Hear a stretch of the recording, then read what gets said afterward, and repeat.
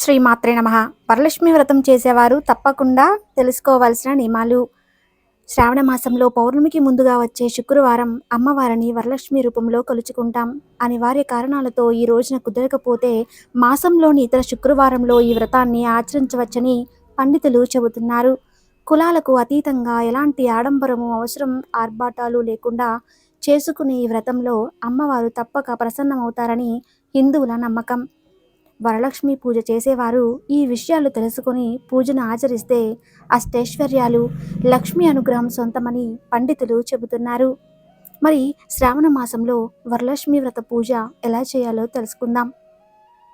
వరలక్ష్మి వ్రతానికి ముందు రోజు కానీ ఇంటిని పూజ గదిని శుభ్రం చేసుకోవాలి. ఇంటి గుమ్మాలకు పసుపు కుంకుమలను రాసుకోవాలి.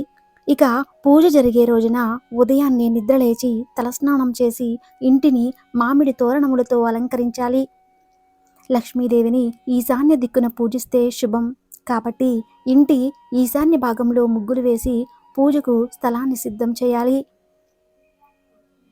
ఆ ముగ్గుల మీద పసుపు ముగ్గు, బొట్లు పెట్టిన పీటని ఉంచాలి. దానిపై కొత్త తెల్లటి వస్త్రాన్ని పరిచి బియ్యము పోసి కలశాన్ని ఆవిష్కరించాలి. కలశపు చెంబుకి పసుపు కుంకుమ, అది దానిపై కొబ్బరికాయని ఉంచాలి. పసుపు ముద్దతో అమ్మవారి మొహాన్ని తీర్చిదిద్దే ప్రయత్నం చేస్తే మరింత మంచిది. కొబ్బరికాయతో పాటుగా కలశంపై మామిడి ఆకులను ఉంచడం, అమ్మవారిని అష్టోత్తర శతనామావళితో పూజించిన తర్వాత తోరగండి పూజ చేస్తారు. ఇందుకోసం 3 లేదా 5 తోరణాలను సిద్ధం చేసుకోవాలి. ఈ తోరణాల కోసం దారాలకు పసుపు రాస్తూ తూర పూజలోని ఒక మంత్రం చదువుతూ ఒక్కో ముడి చొప్పున 9 ముడులు వేయాలి. వాటి మధ్యలో కుంకుమ బొట్లు పెడుతూ అలా కుంకుమ బొట్టు పెట్టిన చోట పూలను ముడివేయాలి. ఇక పూజా సమయంలో అమ్మవారికి ఇష్టమైన ద్రవ్యాలు ఆవు నెయ్యి అంటే చాలా ఇష్టమట. అందుకని పూజలో ఆవు నెయ్యిని చేసిన దీపం వెలిగిస్తే మంచిది. అలాగే ఆవు పాలతో చేసిన పరమాన్నం కానీ పాయసం కానీ నివేదిస్తే అమ్మవారు ప్రసన్నమవుతారు. వీటితో పాటుగా మన శక్తి కొలది తీపి పదార్థాలను అమ్మవారికి నివేదించవచ్చు. కొబ్బరికాయ అన్న అరటి పండ్లు కానీ లక్ష్మీదేవికి ప్రీతికరం కాబట్టి ఈ పండును కూడా అమ్మవారికి నివేదించడం మరవకూడదు. వరలక్ష్మి పూజలో భాగంగా అష్టోత్తర శతనామావళి, మహాలక్ష్మి అష్టకం తప్పకుండా ఉండాలి. వీటితో పాటుగా కనకదార స్తోత్రం, లక్ష్మీ సహస్రనామం, అష్టలక్ష్మి స్తోత్రం చదివితే అమ్మవారు మరింత ప్రసన్నమవుతారు అన్నది పెద్దల మాట.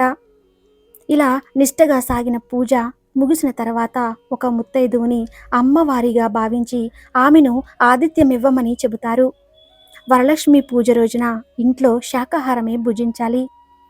ముత్తైదువును సాధనింపిన తర్వాత భోజనం చేయాలి. సాయంత్రం వేళ వీలైనంత మంది ముత్తైదులను పిలిచి తాంబూలాలు ఇవ్వాలి.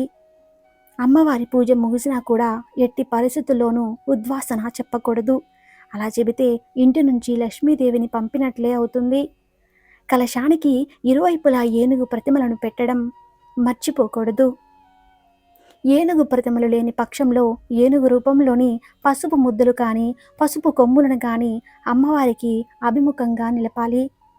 వరలక్ష్మి వ్రతం రోజు ఉపవాసం కానీ జాగరణ కానీ ఖచ్చితమైన నియమం లేదు. కానీ పూజ ముగిసేదాకా ఎలాంటి ఆహారం తీసుకోకూడదు. అమ్మవారికి పెట్టే నైవేద్యాలు శనగలు. ఎందుకు అంత ప్రత్యేకమో తెలుసుకుందాము. శనగపప్పు బెల్లంతో చేసిన పదార్థం, పూర్ణాలు, బొబ్బట్లు, పాయసం, చక్కెర పొంగలి, ఇలా ఏదైనా తీపి అనగా మధుర పదార్థాలు అమ్మవారికి ఇష్టం. ఎందుకంటే జీవితం మధురంగా మార్చేది ఐశ్వర్యం. అలాంటి ఐశ్వర్యం ఇవ్వాలి అంటే శనగపప్పు బెల్లంతో చేసినవి పంచడం వల్ల వాళ్లకు ఉన్న దరిద్రం పోయి ఐశ్వర్యం కలుగుతుందని పండితులు చెబుతున్నారు. వరలక్ష్మి వ్రతంలో శనగలు ఎందుకు వాయనంగా ఇస్తారు అంటే శనగలు గురుగ్రహానికి ప్రాతినిధ్యం. గురుడు తన కారకుడు, విద్యాకారకుడు. ఇవి ఉంటే జీవితంలో సగం ఉన్నట్లే. జీవితంలో డబ్బులు, చదువు, భార్య భర్తలు చక్కగా ఉండటం, సంతానం ఇవన్నీ ఉంటే జీవితంలో లోటుపాట్లు ఉండవు. ఏ స్త్రీ అయితే వరలక్ష్మి వ్రతం చేస్తుందో ఆ స్త్రీకి కావలసిన సంతానం కానీ, మంచి దాంపత్యం కానీ, సంపద కానీ వీటన్నిటిని పొందడం కోసం శనగలు వాయనంగా ఇవ్వడం జరుగుతుందని చెబుతున్నారు పండితులు. కాబట్టి శనగలు వాయనంగా ఇవ్వడం వలన గురుబలం పెరుగుతుంది. స్తోమతను బట్టి 9 మంది ముత్తైదులకు వాయనం ఇవ్వడం లేదా ఒక ముత్తైదుకు పూర్ణాలు శనగలతో కూడిన వాయనం ఖచ్చితంగా ఇవ్వాలి. ఇలాంటి జాగ్రత్త అన్నిటినీ తీసుకొని వ్రతం చేయటం వల్ల ఎటువంటి అమంగళము జరగదని పండితులు చెబుతున్నారు.